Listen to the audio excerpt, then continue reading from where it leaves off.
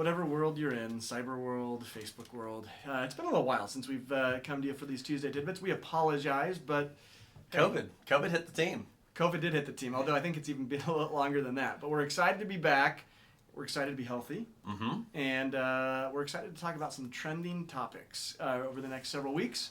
And for this first trending topic, I'd like to buy a vowel, Matt. Which vowel would you like to buy? Well, Grant? thanks for asking. I'd like to buy an I, please. And that's for iBuyers. iBuyers. The iBuyer craze took a little bit of a blow the last couple of weeks. Big news.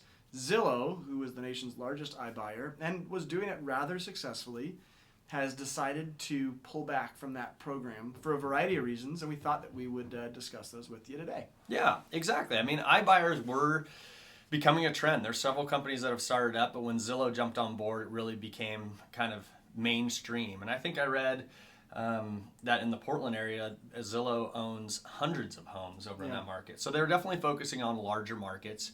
But the iBuyer theme has kind of been around for a long time. You see we buy homes for cash signs when you're going around the roundabouts or at intersections.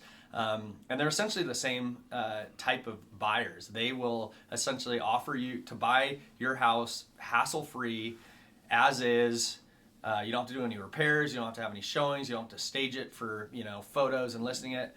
But they're going to buy it at a discount. And typically that discount, sometimes they're buying these sight unseen, so they have to have margins for the unknowns. And it's, it ranges between, I think, 15 to 30%.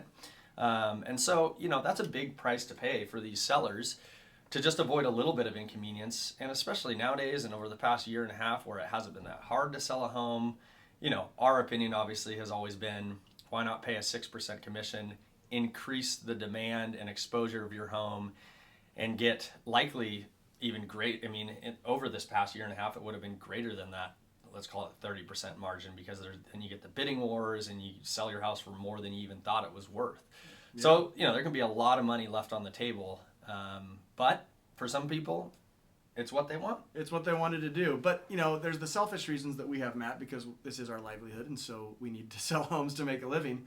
But also, in my opinion, it was really destructive for neighborhoods and for neighbors, because when you set those comps that might be 15% or more off of what market value could be, that damages the rest of the neighborhood. It's a lot harder for your neighbor. If you go and sell your house to an iBuyer and don't maximize it, it's a lot harder for your neighbor to turn around and justify selling their home for what they think should be market value when you just set a data point that's lower. So overall, we're big believers. I mean, certainly we're big believers in capitalism. This was a free market idea that happened. Yeah. It's obviously gone away, at least in large part with Zillow. It's still out there with other companies. But we look at it as a win, not just for us, but also for you as potential and future home sellers, that you don't have to compete with bad data points that we think they are with iBuyer sales, and that you can have confidence that the sales happening around you are all true market sales handled by real estate professionals, ideally the Robinson Ludwig Group. That's exactly right. And, technology and other things will continue to interrupt or disrupt our industry. And I think, the great realtors out there will prove their worth throughout time, over the course of time. And I think we're going to see these iBuyer formats come back when the next really hot market cycle happens. I think when the market's trending upwards and, we're experiencing double-digit appreciation, well, these iBuyers can afford to pay more, knowing that the house will appreciate while they hold it. And so it works in that market. But as we've kind of leveled off, I think that's probably the main reason why Zillow has pulled back. They just determined that they were losing money. Yeah. So anyway, we're here to stay. iBuyers probably aren't. So reach out to us. Let's hope not. Hey, it's so good to be back, you guys. Good to be back. Check us out next week for our, what do we call it? Trending topics? Hot topics? I don't know. Look at the beginning of the video. I said it one time. Let's go trending topics. Trending topics. We'll have another one for you next week. All right. See you next time. See ya. Hey, thanks so much for watching today's video.